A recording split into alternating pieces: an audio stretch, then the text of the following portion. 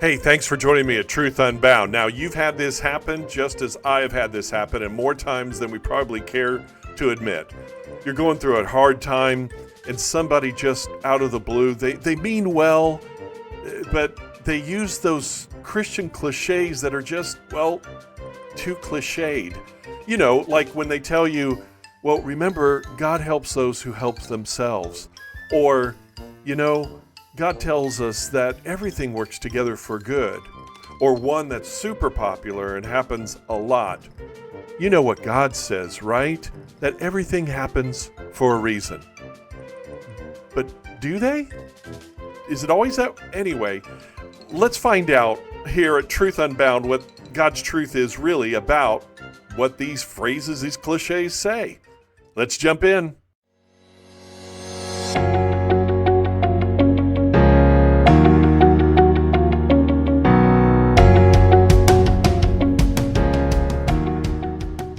Okay, so again, have you ever had those Christian cliches or others statements or sayings like those that are spoken to you or someone, usually in the middle of a hurting moment in their life or a horrendous struggle they're having with illness or the death of a loved one or financial hardship or loss of a job, anything like that.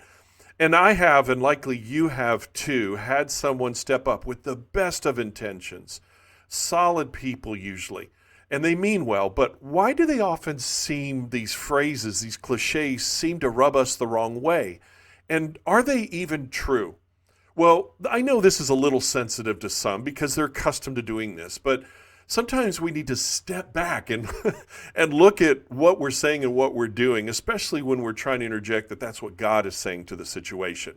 So let's look at a few of these and find out what God's Word really says about them. Thank you for joining me today in the conversation. I'm more than grateful. And let's get the word out about Truth Unbound. And this podcast in particular today would be a great opportunity. So would you share it with others? Share the link on social media by texting to friends and others. And let's see the Truth Unbound family of listeners grow and get stronger with each and every podcast and get stronger in Christ with each one.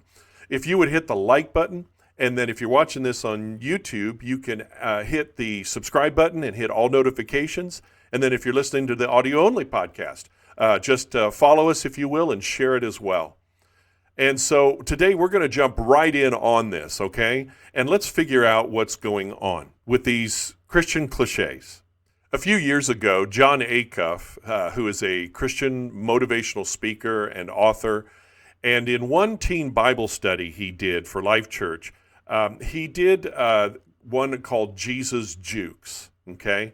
And he brought this up, and my family and I are still using this term, even though our kids, for instance, were in the youth group back when we showed this the first time, and it's still common for us to use this when we hear it. We'll look at each other and go, Jesus Juke. All right, so what does that mean? It's called a Jesus Juke because if you remember what a juke is, it's a term used in American football especially. The defender is coming in real hard at the running back. He's going to make a diving tackle at him. And at the last second, the runner makes that quick move, that juke from one side to the other, and the defender bites the dust real quick like. And the runner goes on and gains extra yardage or maybe even a touchdown. Just goes right past him because he did that little juke move and faked him out. Well, John Acuff uses it to describe what happens when a Christian in an awkward conversation or moment with someone, when they're going through maybe a painful situation in their life, they throw out the first thing that comes to their mind, and it's usually a Christian cliche. It's a knee-jerk response. Everybody usually means well by it, and you juked them, and you kept going, and you felt like you scored spiritually, but you didn't. Hey, I've been guilty of it myself, okay? So I asked some friends on Facebook as well what were some of the Christian cliches that they've heard throughout their lives that they're kind of weary of hearing, and the list slowly keeps growing. And I'm adding a couple of these myself. So here we go. We're going to tackle just a few of these in a short amount of time. Now, all this is a bit tongue-in-cheek, I know, but we're really serious about the intention of our words. You know, in the book of Proverbs, it says that words fitly spoken are like apples of gold in frames of silver. And so it is important what we say and how we say it and when we say it. And by looking at the real meanings of some of these terms and things that are said, we can avoid some embarrassing meltdown moments and then add another way to wisely respond to others' painful moments in life. All right? Well, let's go with this first one. And number one is God will only give me what I can handle. Well, in actuality, he does. He pushes us to the limit many times. That's why it's called living by faith, as Paul said, and not by sight. Faith being that self-abandoned trust in God. Now, most of the time, this is said to mean that God will make things easier for you than others because you're one of his. Or you have this power to just kind of instantly overcome with some Christian positive thinking, overcome whatever struggles you're having. But if you'll notice that Jesus didn't even spare himself from what was too much to handle in his very humanity. When he took on all of our sin and judgment, just before he did that on the cross, he told the Father in his praying in the Garden of Gethsemane, just shortly before he was arrested and taken away to his fate. And it's recorded in Matthew chapter 26, verse 39. Jesus said, he went a little farther and fell on his face and prayed, saying, "Oh, my Father, if it is possible, let this cup pass from me." This is more than I can handle, is what he's saying. And is there another way? He said this through even breaking blood through the sweat glands and because of the anxiety and the pressure he was feeling. But then he said in that same verse, "Nevertheless, not as I will, but as you will." So he was willing to go through what was more than he could handle in his humanity. Now, you might say, and I thought of this too in response to a negative response to this cliche, is in 1 Corinthians chapter 10, verse 13, where Paul said, "No temptation has overtaken you except such as common to man, but God is faithful, who will not allow you to be tempted beyond what you are able, but with the temptation will also make the way of escape that you may be able to bear it." Okay, well, when understanding the Bible, when trying to understand the Bible, remember that the context is always king. In other words, look at what is said before and after, especially before. Paul is addressing the Corinthians believers' struggle with temptation, the temptations and the testings of lust, idolatry, and pridefulness of sin. You see, God will give us the way to come through those temptations to fail him if we rely on him to guide us through. And so that's what he means by the verse in 1 Corinthians 10:13. Okay, so scooting along. Number two, God will supply all my needs. Well, this is a reference to Philippians 4:19, where that very phrase is said. Now, if by this it is meant that you will never suffer need or have times of too much month at the end of the money, then that would be incorrect in understanding the verse saying that. You see, Paul is actually saying he has suffered physical, material need and lack, and yet God provided. Sometimes he provided a little, just enough to get through, and sometimes it was a lot. Yet Paul saw God's provision either way and was content to trust God would take care of him. The verse is not saying God will give you tons of cash and a big house and a car. He said needs, not wants. And it might be abundant at times and meager at others, but yet it is still God who provides. The other side of this, too, is that Paul was responding to the Christians who sent a special love offering, and they did so at great personal financial sacrifice. That's an important distinction. Because they gave to the need God pressed upon them to help Paul, they gave even though they had little themselves. And to use a counter cliche, it's not always about what God gives to you, but what he wants to give through you. And now here's number three, and one of the most common that are said, and it's quoting usually from Romans 8:28. And we know that all things work together for good to those who love God, to those who are the called according to his purpose. Now, we're responding to this and calling it a cliche because it's not so much the intended truth itself that's said in the verse that's used in a cliched way, but how it is used and when. It's often also meant to say, hey, it's all going to work out in the end. You'll see, so don't worry. And so you wait your whole life maybe for some mysterious lesson from that handwriting of God on a wall somewhere or a drop out of the sky.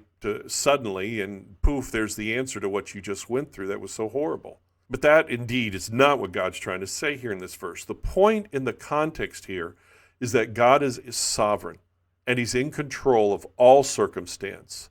Yes, he does bring everything, good or bad, to the good that he plans in the end, which may not be seen until heaven, actually. Does that mean that every single occurrence, good and bad, somebody bumps you in the back of the car, does a fender bender thing to you, or somebody says something flippant and it hurts you, or somebody drops the ball at work and messes up your end of the job, whatever it could be, it can often just be a mistake, a goof, an accident. It's not always because there's some specific divine cosmic purpose in it. But maybe there is. We don't know. Life just happens a lot of times. And in a sinful, fallen world, it usually happens a lot and unexpectedly and often in a very ugly, random way. But in the end, God does weave all events in our life for his reasons and purposes that he alone reveals in his own time. It will benefit his glory and benefit your life in some way that he only knows. Now, the last part of this verse also makes a clarification that this principle of making all things good or bad work out in the end to God's glory and for your benefit is something that is only for the called. In other words, those who love God and those who are the called. In other words, those who are saved, those who are followers, believers in Jesus. Now here's another one, and this one is used as though God said this, and it's this one. Just follow your heart. Now this is used secularly a lot. In other words, in the secular world, it's used a lot, i.e. Disney movies since like forever. But it's sometimes used as a Jesus juke. The problem with it, the main one is that God didn't say it. It's not in the Bible at all. He actually says the opposite. You go, what do you mean opposite? Well, in Jeremiah chapter 17, verse 9, God says the heart is deceitful above all things and desperately wicked. Who can know it? He tells us as his followers and children to not trust the human heart's leanings, but to trust the heart of God, to die to oneself and to trust him and to do what his heart says for us to do. Well, let me move on to the last one, and it's this. Well, it's just my cross to bear. Now, this one is really way off. It usually is said by a believer in resignation that they can't shrug off an annoying, harsh responsibility that God evidently has thrust on them to endure for the rest of their life, kind of like some endless act of penance. So it stems from Luke chapter 14, verse 27, where God says, whoever does not bear his cross and come after me cannot be my disciple. Well, see, the key thing is understanding what is the cross. The cross is not some ugly hardship that has no connection to God at all. The cross was a tool of execution. Yes, it was, but what did the cross mean for Jesus and for all of us? You see, the cross meant his death for your sin and my sin, for your judgment and for my judgment. You see, that cross is the symbol of his sacrificial love for us, so that each of us could have the opportunity to be saved. In other words, the cross to bear is to take the love of Jesus, the gospel, to where it's supposed to be delivered. I remember my pastor sharing this with me years ago, Bud McCord, and it was life-changing for me. You see, to love one sacrificially so that they will feel and know Jesus through us, loving like he does, that's bearing your cross. Oh, there's a lot more cliches, and maybe we'll follow this up with a part 2 someday with Jesus jukes or Jesus jargon to discuss in the future. But for now, how can we avoid making a mess of our words and love people the right way, practically speaking?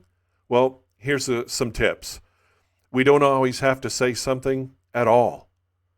The majority of the time, it's just somebody wanting your heartfelt presence, physical presence with them, or your voice, just saying, I love you, you're loved, I'm here with you. You often don't have to say even that. Just a handshake, a hand on a shoulder, a hug, or just sitting down and being with them. that says volumes more than our words can often say in those moments. One example of this, if you'll look at it in the book of Job, when he was suffering after having lost so much so quickly, he had 3 friends that sat with him in silence for days. But then things went south real quick when they started to open their mouths and put the blame on Job directly and indirectly for all his troubles, when that couldn't have been farther from the truth. He was being tested because he was righteous. He was a good, God-fearing man. You know, if you say anything, just say a prayer within yourself for them. Talk to God more than you talk to them in those moments. In Proverbs chapter 17, verse 28, and I'm reading from the English Standard Version, he says, "Even a fool who keeps silent is considered wise. When he closes his lips, he is deemed intelligent." So let's be wise and intelligent with our words.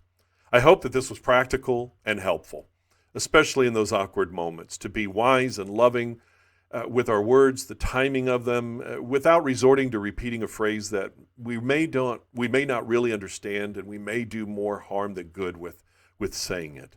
Well, hey, I'll be talking to you again soon, but don't forget to like this video, this podcast, subscribe to us, follow, share this with others who are doubting or searching as well in their journey toward God or with Christ. And just remember, just follow Jesus, because when you do, you'll always follow the truth.